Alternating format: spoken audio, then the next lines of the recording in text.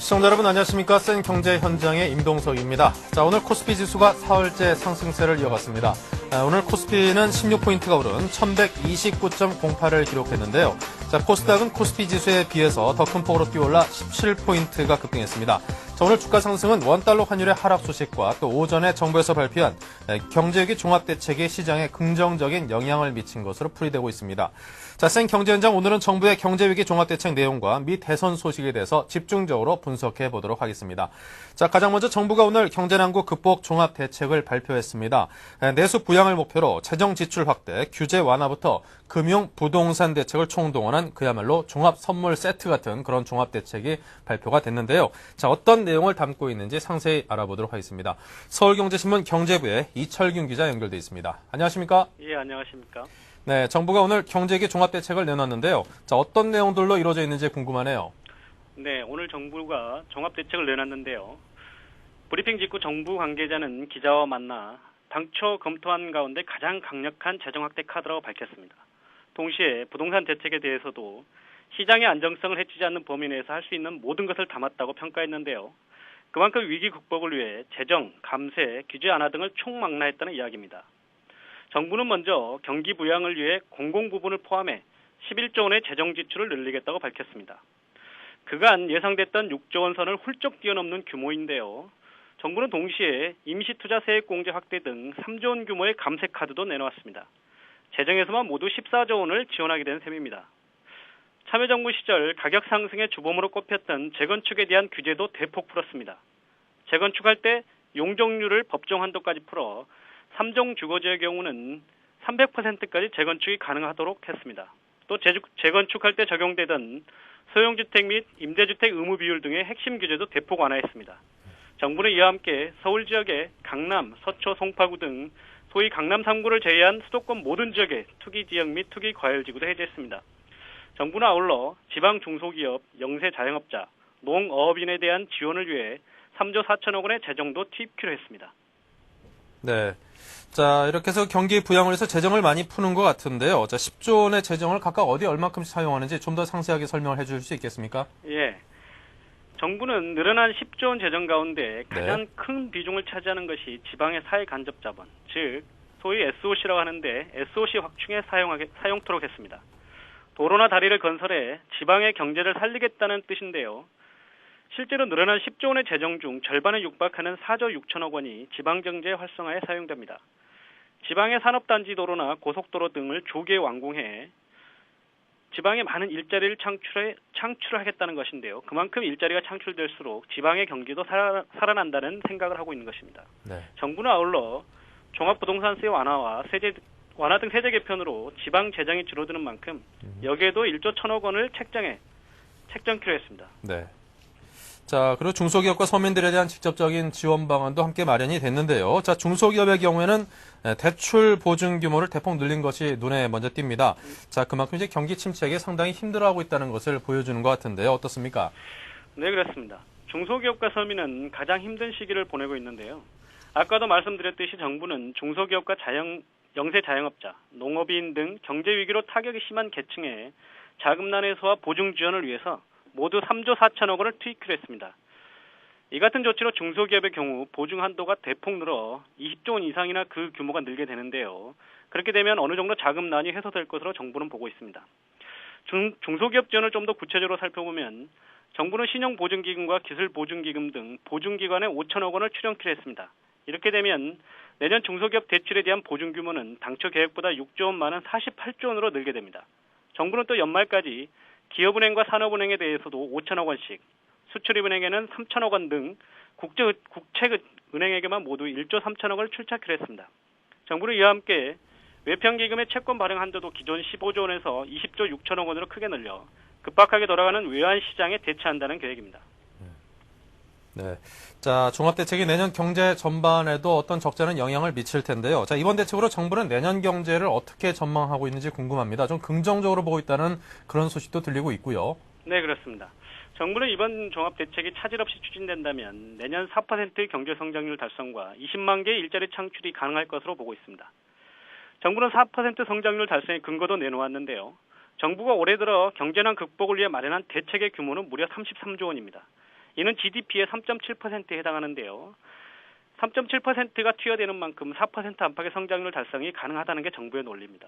정부는 역시 이 같은 부양책이 없었다면 그간에는 내년 성장률을 3% 수준에 머물 것으로 보고 있는데요. 이는 정부가 지난 9월 예산안 마련 당시 예측했던 5%와는 많은 차이를 보입니다. 만약 이 같은 경기 부양책이 없었다면 3% 성장률에 머문다는 이야기죠.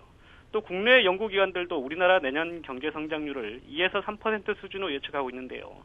심지어 1% 성장률을 전망하는 것도 있습니다. 네. 정부는 또 경상수지에 대해서도 국제유가 하락 등의 영향으로 올해 100억 달러 안팎의 적자를 보던 것이 내년에는 절반 수준인 50억 달러로 떨어질 것으로 보고 있습니다.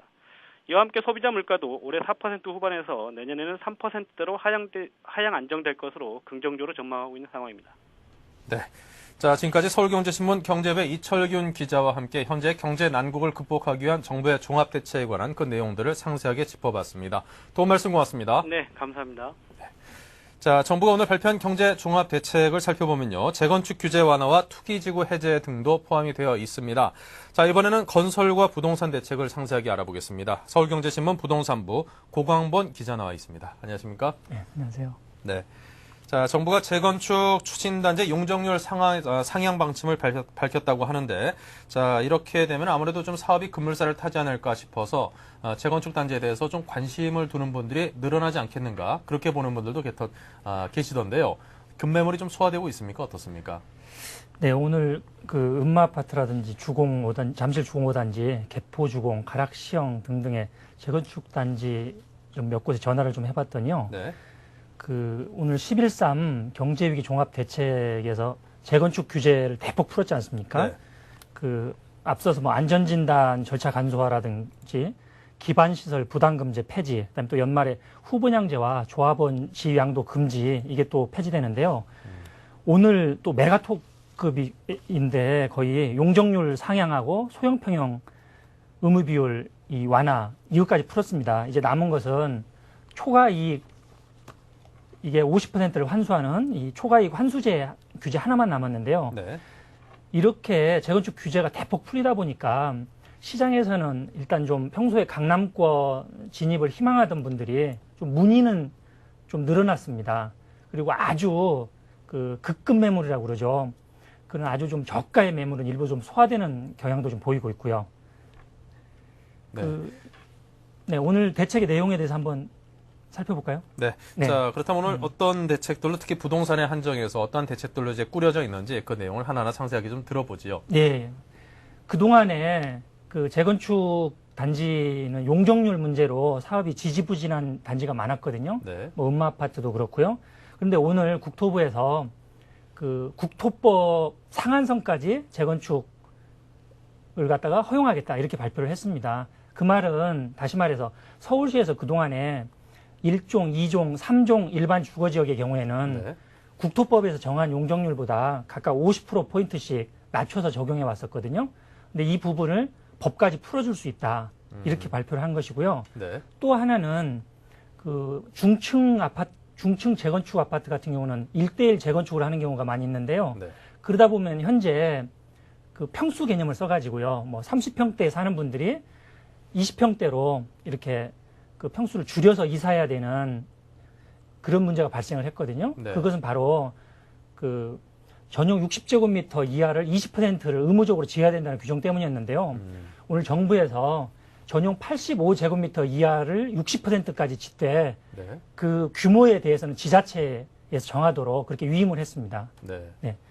자, 그래서 이런저런 재건축 큰 규제가 두 가지 규제가 풀린 것이죠. 네. 그동안 재건축의 어떤 활성화를 가로막고 있던 규제 두 가지가 풀렸다는 그런 해석을 해주셨습니다. 자, 그렇다면 어떨까요? 이제 가장 중요한 것은 재건축 시장의 전망일 텐데요. 앞으로 좀 더 활성화되면서 이제 매물들이 소화되면서 떨어졌던 부동산 가격이 다시 올라갈 수 있을지, 아직까지도 시장에서 좀 소화하기엔 역부족인지 그 전망이 궁금합니다. 일단 재건축을 추진하는 단지 주민들과 조합원들은 기대감은 상당히 커지고 있습니다. 네. 일단은 용적률이 높아지게 되면은 사업성이 좋아지지 않습니까? 네. 그러다 보면은 조합원들의 추가 분담금도 줄어들 수 있고요. 왜냐하면 일부 외부 분양분이 늘어나기 때문에요. 그래서 실내로 음마아파트를 예로 들어보면요. 네. 기존의 용적률이 197%입니다. 그래서 현재 어떤 그 기부 체납을 해서 서울시로부터 인센티브를 받는다고 해도 이론상 최고 250%, 현실적으로 한 230% 정도밖에 못 받거든요.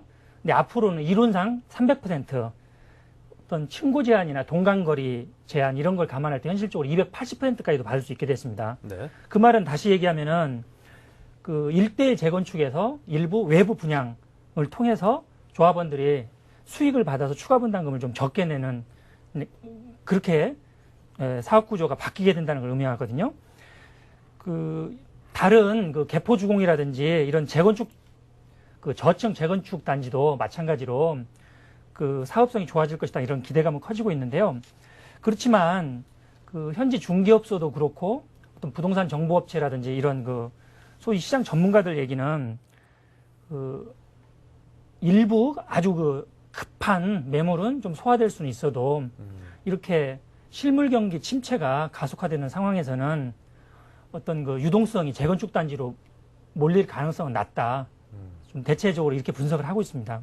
네. 그래서 그 효과는 제한적일 것이다. 이렇게 좀 볼 수 있겠죠. 네. 사실 많은 분들이 이제 내년도의 어떤 경제도 상당히 좋지 않을 것이고, 집값도 조금 더 기다리면은 지금보다 싼 가격에, 아니 뭐 최소한 기다리면은 적어도 뭐 지금 정도 가격에는 언제든지 살 수 있다라고 매수 후보자들이 생각을 하는 마당에, 이 매물들이 소화가 되고, 재건축이 활성화될 가능성은 아주 그렇게 크진 않아 보인다. 자, 그런 전망으로 받아들이겠습니다. 네. 자, 서울의 강남, 송파, 서초 등 강남 3개구를 제외하고는요, 이 주택 토지 투기 지역과 투기 과열 지구가 해제가 됩니다. 자, 그럼 여러 가지 규제가 풀리면서 시장이 활기를 띨 수 있을까요? 네, 일단은 그동안 그 대출 규제 이 부분이 좀 완화된다는 측면에서는 좀 시장에 그 아주 그 급매물이 좀 소화될 수 있는 여건은 마련됐다 이렇게 볼 수 있겠는데요. 네. 좀 다시 얘기해서 현재는 그 투기 지역에서 6억 원이 초과되는 주택 같은 경우는 이 주택 담보 비율 LTV라고 그러죠. 네. 그다음에 총부채 상환 비율 DTI라고 그러는데요. 이 부분이 좀 상당히 규제가 좀 강력하게 작동을 하고 있었거든요. 그런데 앞으로는 이 투기 지역 내 6억 원 초과 주택도 LTV와 DTI가 40%로 묶여 있던 것이 이제 그 LTV 같은 경우 60%로 완화되고 DTI는 사라지게 됩니다. 네. 그 다음에 투기 과열 지구에서 벗어나게 되면 분양권 상태에서 전매가 되거든요. 근데 더욱이 오늘 좀 제가 조금 놀란 것이요. 그동안에는 투기 지구와 그 투기 과열 지구를 풀 때 서울하고 인천은 제외할 것이다. 네. 이렇게 대체적으로 시장 전문가들이 바라봤었거든요. 네. 근데 지금 시장 침체가 가속화되다 보니까 정부에서도 오늘 강남 3구만 제외하고는 다 푸는 걸로 이렇게 나왔더라고요. 그래서 그동안에 그 집값 하락이 두드러졌던 그런 지역을 중심으로 해서는 이런 그 저가 급매물에 대해서는 네. 일부 좀 수요가 생기지 않을까 이렇게 좀 예상해 볼 수 있겠고요. 네. 그 다음에 그 인기 지역에서 분양권 같은 경우는 좀 거래가 활성화될 수 있는 그런 계기가 마련됐다고 좀 볼 수 있겠습니다. 네. 근데 이제 한 가지 좀 염려가 되는 게 그동안 이제 그나마 이제 우리나라는 LTV나 DTI 같은 그런 규제들이 있었기 때문에 요즘같이 어려운 시기에 그래도 좀 부동산 시장이 상대적으로 건전했다는 평도 받고 있고요. 그리고 그 많은 그 매수 희망자들이 지금 이렇게 막 집값이 떨어지고 금리가 올라가는 것 때문에 이제 빚지고 집 산 사람들이 얼마나 어려워하는 건지를 이제 봤단 말이죠. 네. 자, 이런 규제가 좀 완화돼서 빚을 더 많이 낼 수 있다 하더라도 과연 빚을 지면서까지 주택을 계속 사들일 것인가 그런 거에 대해서는 저 개인적으로 좀 약간의 의문점은 좀 듭니다. 네, 저도 마찬가지 생각을 갖고 있는데요. 네. 일단 그 실물 경기 침체가 현재 그 어떤 그 거대한 터널 속으로 들어가는 초입 네. 단계라고 볼 때요. 예. 우리 부동산 값도 적어도 내년까지는 계속 하락세로 갈 확률이 대단히 높다고 보거든요. 네. 그래서 그 지금 어떤 그 자금 여력이 있는 실수요자라면 어떤 그 강남권이라든가 이런 버블 세븐 지역에서 아주 그 싼 매물을 갖다가 그 잘 협상을 해가지고 살 수 있는 방법도 있겠지만요. 조금 더 기다리셔가지고 내년 중반 아니면 가을까지 좀 참으시면은 아마 경매물건이 값싸게 살 수 있는 경매물건이 상당히 많이 쏟아질 것으로 그렇게 예상됩니다. 네. 그래서 주택 구입 시기는 내년 중하반부로 조금 보류하시는 것이 좋지 않을까 그렇게 좀 생각하고 있습니다. 네, 내년 중하반기 이후로 경매를 중심으로 집장만을 한번 해보라는 그런 조언까지 곁들여 주셨습니다. 자, 이 공항봉 기자께서는 부동산 전문가시니까 내년 중하반기 때 아주 그냥 알짜 매물들을 많이 소개를 해주시길 부탁을 드리겠습니다. 예, 지금까지 서울경제신문의 고광본 기자와 이야기 나눴습니다. 고맙습니다. 네, 감사합니다.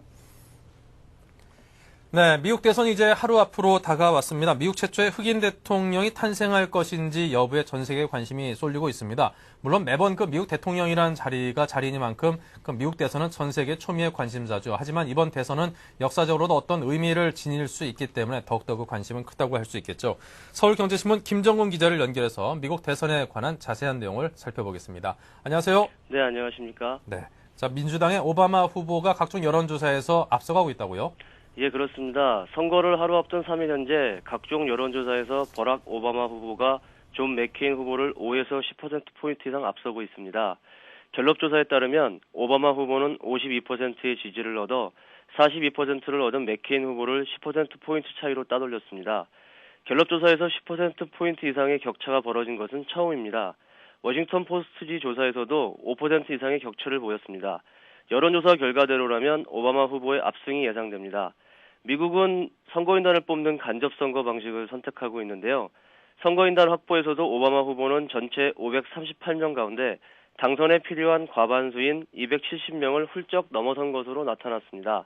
뉴욕타임스 조사에 따르면 오바마 후보는 291명을 확보해 163명을 확보하는 데 그친 맥케인 후보를 크게 앞서고 있습니다.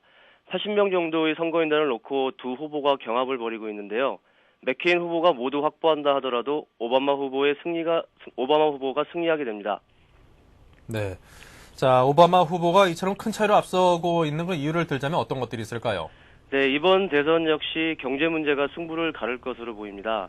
선거 전 초기에는 오바마 후보가 앞서 나갔습니다. 그러나 맥케인 후보가 알래스카 주지사인 페일린을 부통령 후보로 지명한 선거 전 중반 이후에는 두 사람이 다시 엎치락뒤치락하며 경합을 벌이기도 했습니다. 오바마 후보가 반격을 가하며 확실한 우세를 잡은 것은 지난 9, 10월 금융시장이 요동치고 경제 문제가 대선의 핫 이슈로 떠오르면서부터입니다. 오바마 후보는 세 차례의 TV 후론을 통해 조지 부시 행정부와 공화당의 실정을 맹렬하게 공격하며 지지율 격차를 벌려나갔습니다. 이번 경제 위기를 극복할 수 있는 리더십을 가진 지도자가 오바마 자신이라는 것을 국민들의 머릿속에 확실하게 각인시킨 셈입니다. 그의 선거 캠페인인 변화, 우리는 할 수 있다가 변화를 열망하는 국민들의 현재 요구와 딱 맞아떨어졌다고 할 수 있습니다. 반면 맥케인 후보는 국가가 먼저라는 선거 캠페인에 집중하며 오바마 후보와 차별화에 나섰지만 벌어지는 격차를 좁히기에는 어려웠습니다. 물론 선거 막판 부동층의 표심 변화, 그리고 흑인 후보에 대한 선거 결과가 실제 여론조사와 다른 경우를 일컫는 브래들리 효과가 마지막 변수로 남아 있습니다. 그렇지만 먹고 사는 문제와 직결된 경제 문제에 민감할 수밖에 없는 국민들은 결국 오바마 후보의 손을 들어줄 것으로 전망됩니다. 네. 자, 그렇군요. 그런데 과거에도 이 경제 문제가 미국 대선의 그 향방을 결정지은 그런 경우가 적지 않게 있었다죠. 예, 그렇습니다. 미국은 지난 1960년 이후 12번의 대선을 치르면서 민주공화 양당의 정권 교체는 이번 대선을 포함할 경우 모두 6번 정도가 되는데요. 정권 교체의 원인은 여러 가지가 있겠지만 그 중심에는 경제 문제가 있었다는 게 전문가들의 분석입니다. 1981년 집권한 공화당의 레이건 대통령의 경우 이른바 레이거노믹스의 성과로 재선에 성공한 것은 물론 4년 뒤 같은 당 소속의 조지 부시로 정권을 넘겨주었습니다. 레이거노믹스의 호황으로 공화당이 12년 동안 장기 집권하는 틀을 다진 셈입니다. 민주당의 빌 클린턴 후보는 1992년 대선에서 바보야, 문제는 경제란 말이야 라는 유명한 선거 캠페인으로 승리했습니다. 클린턴 대통령은 임기 첫 해 2.7%에 그친 경제 성장률을 집권 4년 차에는 3.7%로 끌어올렸습니다. 특히 만성적인 쌍둥이 적자를 말끔히 해결해 재선의 초석을 다지기도 했습니다. 그러나 클린턴 대통령 역시 집권 말기 나빠진 경제 상황으로 인해 공화당의 조지 W. 부시 대통령에게 정권을 넘겨주게 됩니다. 부시 대통령의 경우 재선 초기 미국의 경제 성장률이 3.1%였는데요. 집권 말기인 올해는 글로벌 금융위기와 경기 침체 여파로 0%대를 유지하기도 쉽지 않아 보입니다.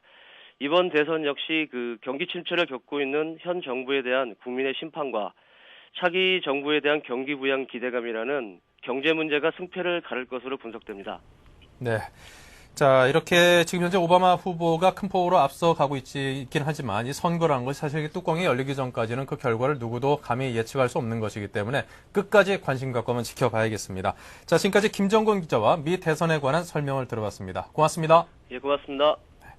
자, 계속해서 오늘의 경제 지표를 살펴드리겠습니다.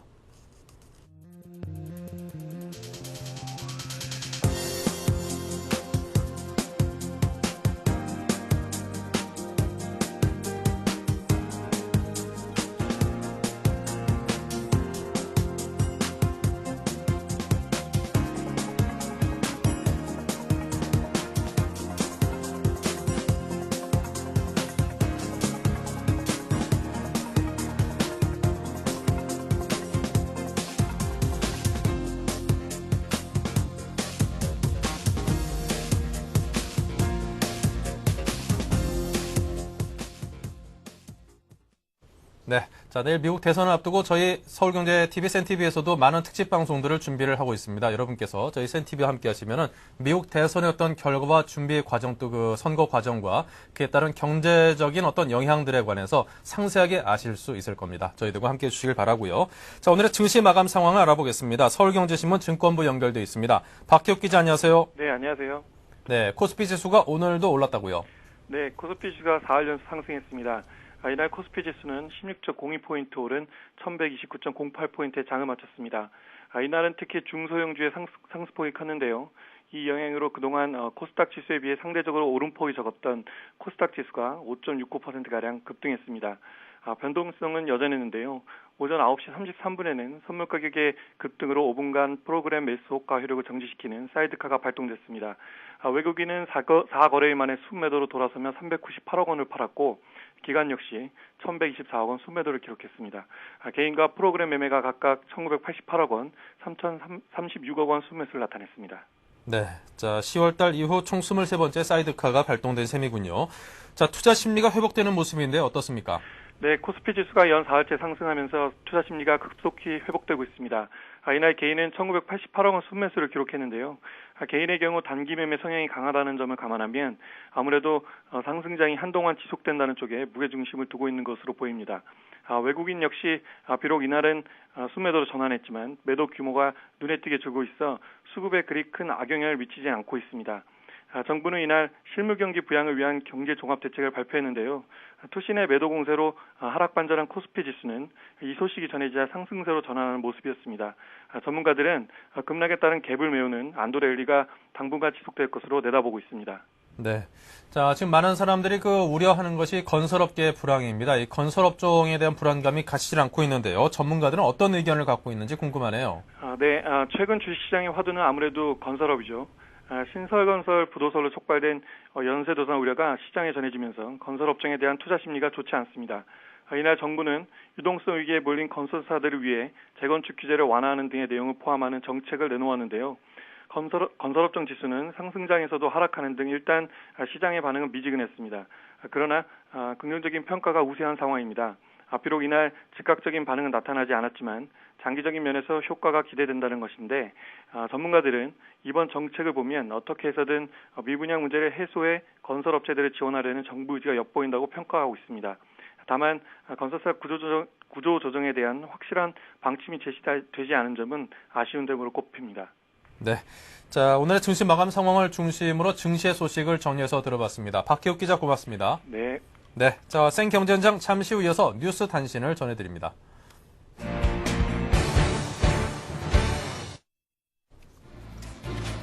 네, 오늘의 주요 뉴스입니다. 이명박 대통령이 오늘 두 번째 라디오 연설에서 중소기업 살리기와 내수 활성화 필요성을 강조했습니다. 이번 연설에서는 주로 실물 경제에 초점을 맞춰 중소기업과 자영업자의 자금난 극복 지원을 거듭 언질했습니다. 정부가 오늘 실물 경제를 살리기 위한 종합대책을 발표했습니다. 재건축 아파트에 대한 용적률이 최고 300%까지 허용되며 경기 부양을 위해 정부 지출이 14조 원 확대됩니다. 강만수 기획재정부 장관은 내년에 우리나라 경제가 4% 내외로 성장할 것이라고 말했습니다. 경상수지는 50억 달러 흑자를 기록하고 소비자 물가는 3%대에 안정될 것으로 예상했습니다. 금융감독원이 은행의 부담을 덜어주기 위해 시중은행에 대한 종합검사를 내년으로 연기하기로 했습니다. 금감원은 대신 부동산 금융 등 잠재 부실에 대한 감독을 강화하겠다고 밝혔습니다. 네, 생경제현장 잠시 후 증시전략센터를 이어가겠습니다. 1930년 대공황 이후 최악의 경제 위기에 빠진 미국을 구해낼 대통령은 과연 누가 될 것인가? 서울경제TV가 미 대선의 개표 과정을 생생히 전달하고 그 결과가 경제 전반에 미칠 영향을 심층 분석해드립니다. 개표일인 5일 오전 8시 30분부터 12시간 동안 특집 방송되는 2008 미국의 선택. 서울경제TV가 시청자 여러분과 함께합니다.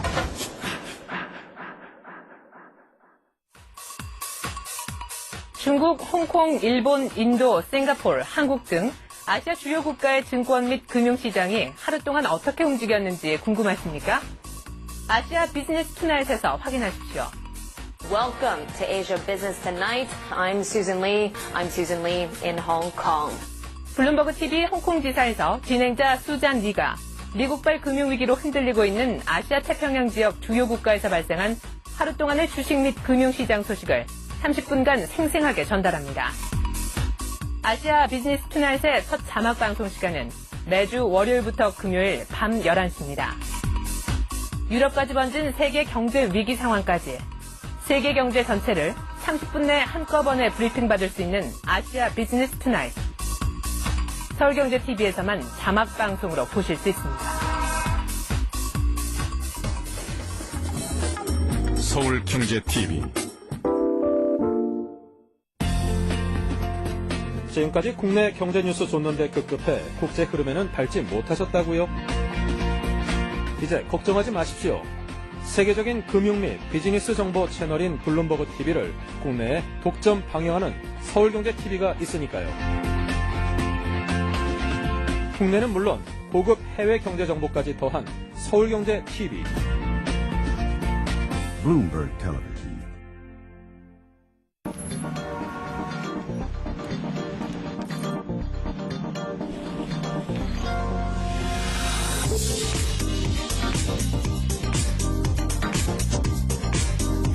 블룸버그 TV 국내 독점 채널 서울경제TV.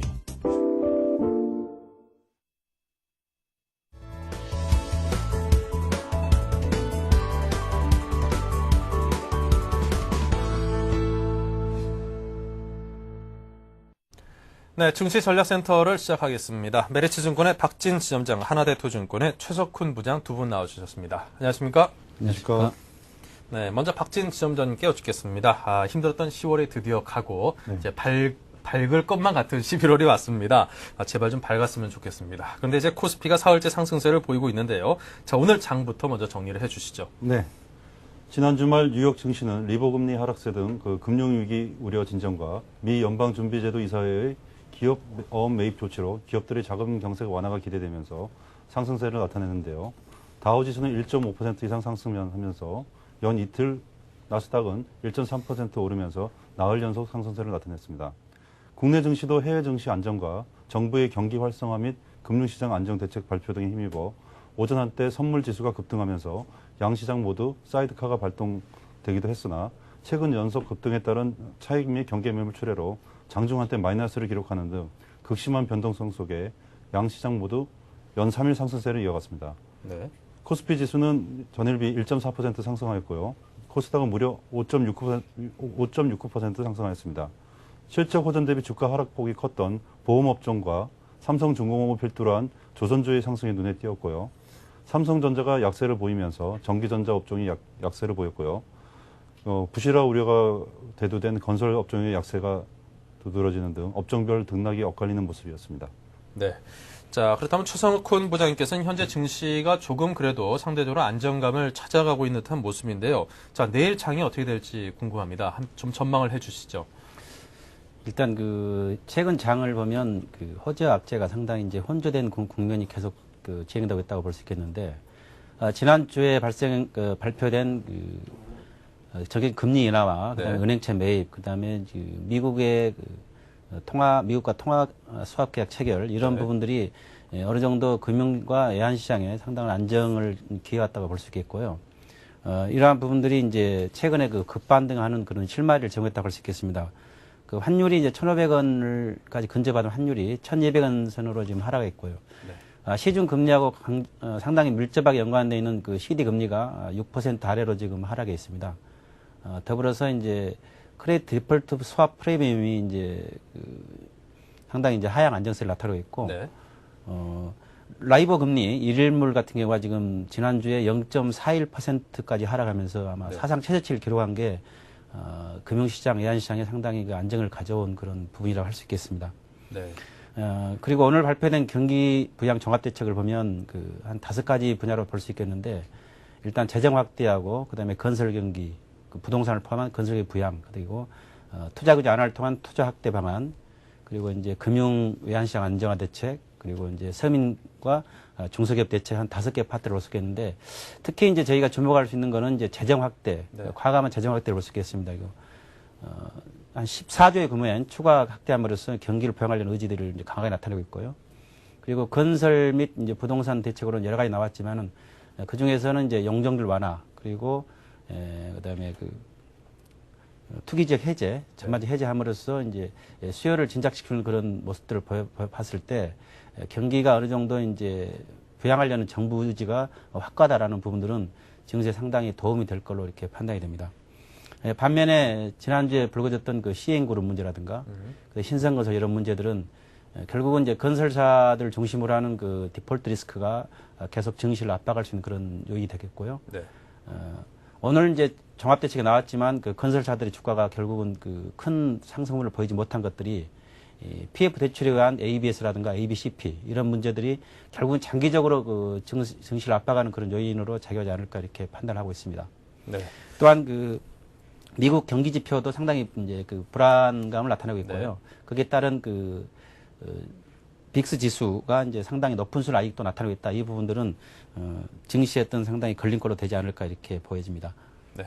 자, 이렇게 해서 현재 장에 그 놓여 있는 호재와 악재 등등을 상세하게 분석을 해 주었습니다. 자, 그렇다면 두 분의 이제 포트폴리오를 살짝 볼 텐데요. 자, 먼저 박진 지점장께서는 지금 어떻게 운영을 하고 계시는지요? 예, 오늘은 삼성테크인 30%, SK에너지 30%, 현금은 40% 보유자 하는 걸로 가져왔습니다. 네, 삼성테크인과 SK에너지 두 종목을 각 30%씩 보유를 하고 계시는데요. 자, 먼저 삼성테크인에 관한 설명부터 여쭤보겠습니다. 예, 삼성테크인이 오늘까지 오르면서 다소 3일간 오르면서 급등한 부담감이 있는데요. 중기적으로 볼 때는 상당히 괜찮을 것 같습니다. 그래서 조정 시 매수 관점으로 유효할 듯 하고요. 오늘 삼성테크인의 첫 번째 포인트는 3분기 실적이 시장 우려만큼 나쁘지 않았다는 것입니다.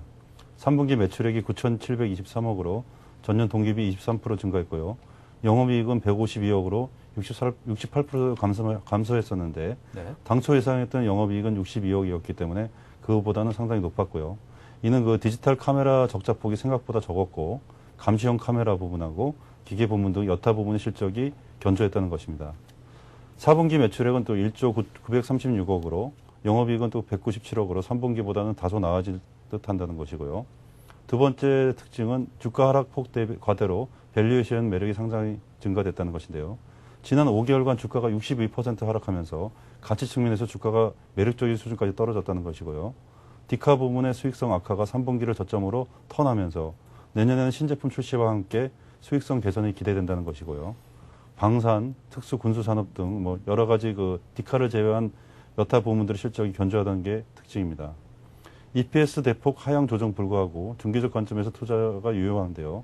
3분기 실적 악화로 EPS가 2,543원에서 1,921원으로 무려 24.5% 하향 조정됐지만은 최근에 그 코스피 지수 하락률 대비 삼성테크인의 주가가 25.6% 초과 하락했다는 것에 대한 어떤 기관이나 외국인 매수세가 연속되고 있어서 이것을 감안할 경우에 목표가를 4만 원, 손절가를 24,000원으로 잡아보겠습니다. 네. 자, 이렇게 삼성테크인에 관한 설명을 들어봤고요. 자, 다음에는 SK에너지는 어떻습니까? SK에너지는 오늘 좀 조정을 보였는데요. 네. SK에너지도 세 가지 포인트로 요약을 할 수 있겠습니다. 첫 번째, 3분기 실적이 대폭 좋아졌다. 3분기 매출액은 14조 원으로요. 전년 동기비 115% 증가했고요. 영업이익은 7,330억으로 75% 증가하면서 어닝 서프라이즈 수준이라는 것이고요. 이는 환율 상승에 따른 수출 부문 실적 개선과 정유사업 가동 효과, 유가 하락에 따른 중유 마진 개선 등 여러 가지 요인이 있을 수 있습니다. 네. 4분기 이후 정제 마진 하락 등 하락 4분기 이후 정제 마진이 하락하면서 동사의 손실이 나타날 수 있는데 이 같은 업종 중에서 가장 손실이 적을 듯하다는 게 포인트고요. 이는 뭐 4분기 이후 세계 경기 하락과 환율 안정 뭐 이런 거에 따라서 정유 화학 제품들의 하락세가 예상되고 있는데 반면 그 경질류를 비롯한 정제 마진 하락 영향에 동사가 가장 적게 받고 있고요. 고도화 설비 신증설로 중유 부분에 수요가 견고할 것이 기대된다는 것이 특징입니다. 네. 목표가는 뭐 하향 조정하지만 현 시점은 주가가 상당히 매력적인데요. 4분기 이후 실적 감소 우려로 EPS는 하향 조정하였지만은 목표가도 하향 조정하였지만은 낙폭과대에 따른 어떤 주가 하락으로 현 주가 수준은 상당히 저평가됐다고 보고 있습니다. 2008년 EPS는 1224원, BPS는 75,146원으로 현 주가를 고려할 경우에 PER은 6.8배, PBR은 0.9배로 상당히 저평가되어 있습니다. 그래서 목표가는 9만 원, 손절가는 5만 5천 원 제시하겠습니다. 네. 자, 이렇게 해서 박진 지점장님의 추천 종목 두 가지에 관한 의견과 설명을 들어봤습니다. 자, 계속해서 최석훈 부장님께서는 어떠신지요? 저는 계속 포스코의 포지션은 그대로 유지를 하고 있고요. 네. 현금 70% 중에서 20%를 그 효성 종목을 새로 편입을 했습니다. 네. 자, 효성을 새로 편입을 하셨는데요. 어떤 점이 좋아 보이시던가요? 효성은 잘 아시다시피 자본금 1,756억 정도 이제 국내 최대 화석업체인데요. 네. 섬유화, 화학, 중공업, 발전, 건설, 무역, 산업자재 이런 다양한 그 사업 부분을 영위하고 있습니다. 네. 최근에 주가를 보면은 이제 올 6월 달에 한 8만 원 선 고점을 찍고 나서 지난주에 2만 원 선까지 하락하는 그런 급락세를 보여줬는데 네. 그 배경을 보면은 효성이 이제 43% 지분을 보유하고 있는 지능기업의 어떤 리스크가 좀 부각이 되고 있는 상태입니다. 네. 지능기업의 PF 대출 지급 보증 규모가 한 1조 5천억 수준을 나타나고 있는데 예. 그러니까 이러한 부분들이 최근에 나타나는 건설사 유동성 문제와 맞물려 가지고 효성의 주가를 끌어내리는 한 요인이 되겠고요. 최근에 이제 외환 관련 손실 때문에 1,214억에 대한 손실 규모를 나타내고 있습니다. 네. 그러니까 이 부분도 이제 상당히 이제 주가를 과도하게 하락시키는 그런 요인으로 작용을 했었습니다. 근데 지능기업의 부분들은 오늘 나왔던 종합대책과 이제 다른 그룹 차원의 그런 대책으로 봤을 때 네. 손실 규모가 어느 정도 감소하더라도 주가가 상당히 저평가된 국면에 들어가 있겠고요. 최근에 신규 출한 태양전지 사업 관련해 가지고 지금 이제 녹색 성장의 최대 어떤 화두가 되고 있는데 네. 아마 2, 3년 정도면 본격적인 양산 체제가 되고 내년에는 가시적인 성과가 나오지 않을까 이렇게 분석하고 있습니다. 3분기 실적을 보더라도 매출이 한 1조 8천억, 38% 증가를 했고요. 영업이익이 1,042억, 한 82% 증가를 했습니다. 사업 부문을 보면 이제 중공업 그리고 산업 자재가 굉장히 이제 좋은 걸먹을 만한 성장을 나타내고 있고 단지 이제 섬유 스판덱스를 비롯한 섬유 파트만 제한 나머지 사업 부문도 비교적 양호한 그런 성장세를 나타내고 있기 때문에 네. PER 한 11배를 적용한 목표가는 한 5만 500원, 손절가는 2만 7,500원을 제시하겠습니다. 네. 자, 이렇게 해서 효성에 관한 설명까지 들어봤습니다. 자, 올 초 이게 지능기업 인수하면서 상당히 좀 각광도 받긴 했는데요. 좀 건설 경기가 좀 안 좋아서 어려움을 좀 겪고 있는 듯 합니다. 자, 지금까지 최석훈 부장님 그리고 박진 지점장님 두 분과 이야기를 나눴습니다. 두 분 고맙습니다. 감사합니다. 네. 잠시 전하는 말씀 듣고 센 재테크를 이어가겠습니다.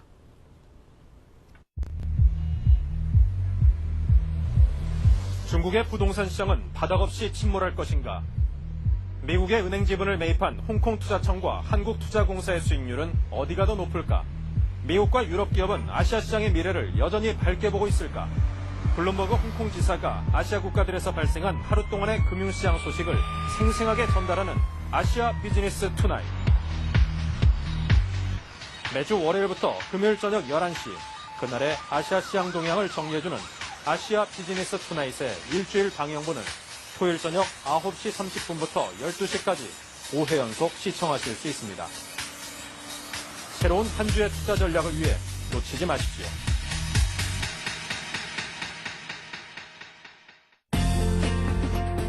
지금까지 국내 경제 뉴스 줬는데 그 끝에 국제 흐름에는 밟지 못하셨다고요? 이제 걱정하지 마십시오. 세계적인 금융 및 비즈니스 정보 채널인 블룸버그 TV를 국내에 독점 방영하는 서울경제TV가 있으니까요. 국내는 물론 고급 해외 경제 정보까지 더한 서울경제TV. Bloomberg Television. 1930년 대공황 이후 최악의 경제 위기에 빠진 미국을 구해낼 대통령은 과연 누가 될 것인가? 서울경제TV가 미 대선의 개표 과정을 생생히 전달하고 그 결과가 경제 전반에 미칠 영향을 심층 분석해드립니다. 개표일인 5일 오전 8시 30분부터 12시간 동안 특집 방송되는 2008 미국의 선택. 서울경제TV가 시청자 여러분과 함께합니다.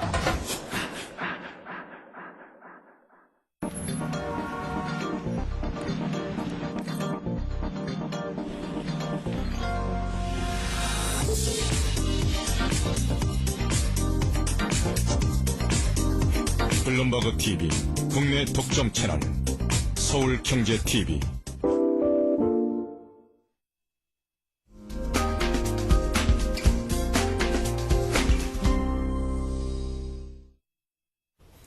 네, 이번 시간은 SC제일은행 목동 PRB센터의 김희태 지점장과 함께 최근 금융시장 불안에 따라 관심이 상당히 높아지고 있죠. 예금자 보호법에 관해서 상세한 설명을 들어보겠습니다. 그 대상이 되는 상품은 과연 무엇인지 또 어느 정도의 보장을 받을 수 있는지에 관한 설명을 여쭤보겠습니다. 안녕하십니까? 안녕하십니까? 네. 최근에 이어지고 있는 금융 불안으로 인해서 그동안 펀드다, 주식이다, 여기저기 투자했던 돈들을 이제 많이 걷어들여서 그래도 안전하게 은행 예금이 최고야라면서 상당히 은행 쪽에 자금이 많이 이동하고 있는 그런 양상을 보이고 있습니다. 자, 이에 따라서 예금자 보호법에 관해서 이제 궁금해 하시는 분들이 상당히 많으실 텐데요. 이미 다들 잘들 알고 계시겠지만, 하지만 좀 더 한 번 정도 꼼꼼하게 복습해보는 의미로 오늘 한번 도움 말씀을 청해보지요. 자, 먼저 예금자 보호법이란 무엇일까요? 예. 10년 전 IMF 때나 관심이 있었던 예금자 보호법이라는 문구가 최근 다시 관심을 끌게 된 것이 무척 마음 아픕니다. 예. 요즘 들어 언론에서 뱅크런이라든지 펀드런이라는 얘기들이 이제 자주 오르내리는데요. 네. 뱅크런이라는 것이 은행이 위험해졌을 때 내 예금을 빨리 찾기 위해서 은행으로 뛰어간다라는 어떤 말에서 유래가 됐고요. 이런 상황을 막기 위해서 예금자 보호법이란 평소 예금자 보호 대상 금융기관으로부터 예금보험공사가 강제로 일정한 보험료를 적립했다가 금융기관이 파산하게 되면 대신 지급해주는 방법입니다. 결론적으로 전 금융기관에 다 보장되는 것이 아니고 보험료를 낸 금융기관에 대해서만 지급 보증이 되는 것입니다. 네. 자, 예금자 보호법에 관한 그 정의에 대해서 일단 설명을 해 주셨는데요. 자, 그렇다면 예금자 보호법에 의해서 보호 대상이 되는 어떤 그런 해당 금융기관과 또 금융 상품들은 어떤 것들이 있을까요? 많지요. 예, 이게 좀 복잡한데요. 예. 보호 대상 금융기관이라고 해서 모든 상품이 다 보호되는 것이 아닙니다. 자료 화면 좀 보시죠.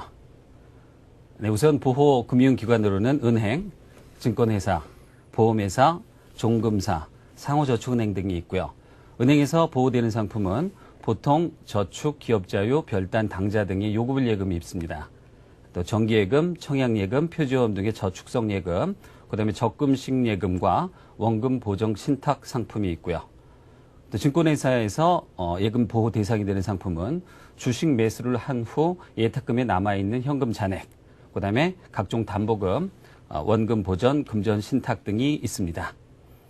다음 보험회사에서 보호되는 상품으로는요. 일반 보험계약과 퇴직보험계약, 원금 보전 신탁 등이 있고 종합금융사에서는 발행어음, 표지어음, 종금형 CME가 있습니다. 마지막으로 상호저축은행에서는 보통예금, 저축예금, 정기예금, 적금부금 등 그다음에 자기압수표의 발행대금이 있고요.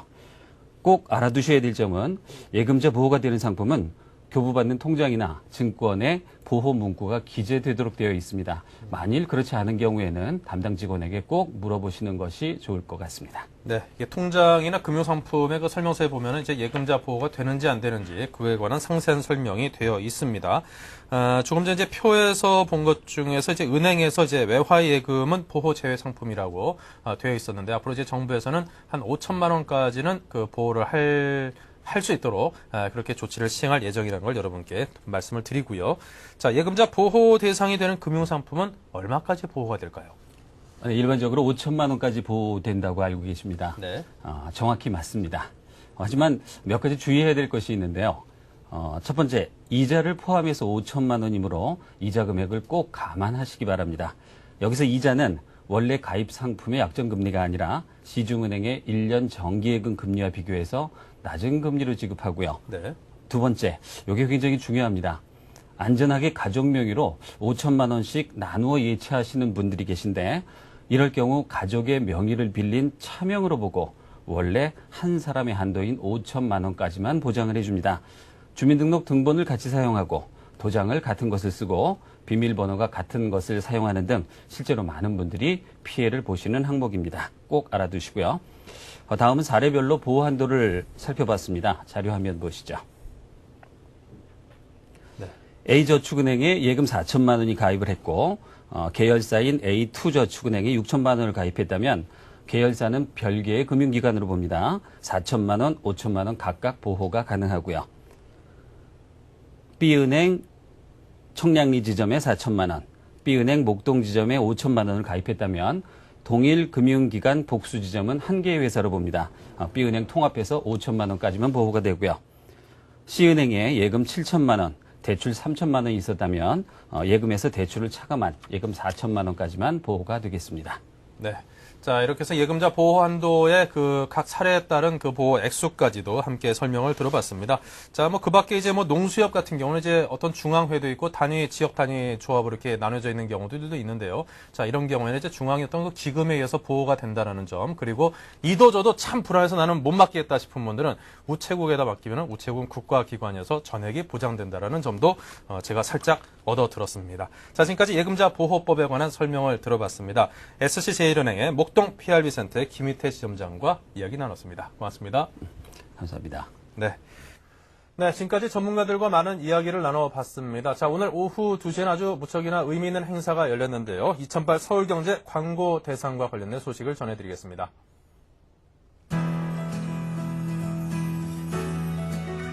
오늘 오후 2시 프라자 호텔에서 2008 서울경제 광고대상 시상식이 개최됐습니다. 크리에이티브 대상은 SK텔레콤이 수상했으며 기업 PR 대상은 현대기아자동차그룹, 브랜드 대상은 삼성전자가 수상의 영예를 안았습니다.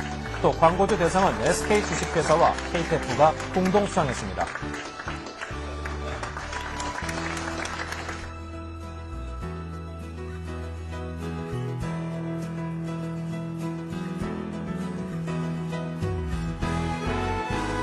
국내외적으로 경제 사정이 많이 어려워지고 있습니다. 이러한 어려움 속에서도 우리 기업들은 올 한 해 동안 좋은 광고를 기획하고 제작해서 오늘 서울경제광고대상을 수상하게 되었습니다. 우리 기업들이 올 한 해 동안 제작한 광고들은 대체로 기업의 마케팅 활동에 기여하는 것은 물론이고 더 나아가서 우리 사회 전반의 선진화 그리고 우리 사회의 품격을 높이는 데도 크게 기여를 하고 있습니다. 특히 어려운 이웃들에게 용기를 주는 이러한 광고들이 올 기업 광고에서 많이 보였습니다. 앞으로 이 광고가 기업의 마케팅 활동뿐만 아니라 우리 사회 전체 그리고 우리 국가의 품격을 높이는 데도 기여해 주기를 바랍니다. 저희 SK그룹의 경영 활동에 있어서 기반이 되는 것은 모든 이해관계자들이 얼마만한 행복을 느끼느냐 하는 것입니다.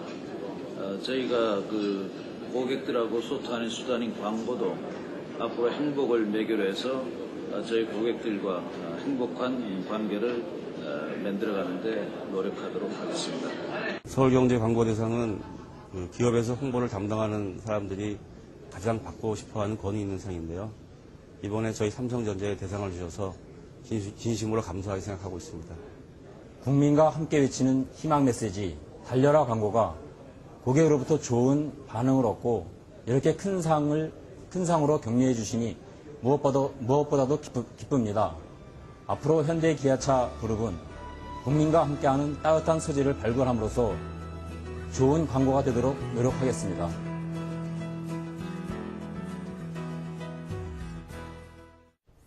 네, 오늘 2008 서울경제 광고 대상에서 수상하신 모든 분들께 다시 한번 축하 말씀을 드립니다. 자, 오늘 정부에서 현재 경제 위기를 극복하기 위한 종합대책을 마련을 했는데요. 여러 가지 우리 경제에 호조가 많이 보이고 있는 것 같습니다.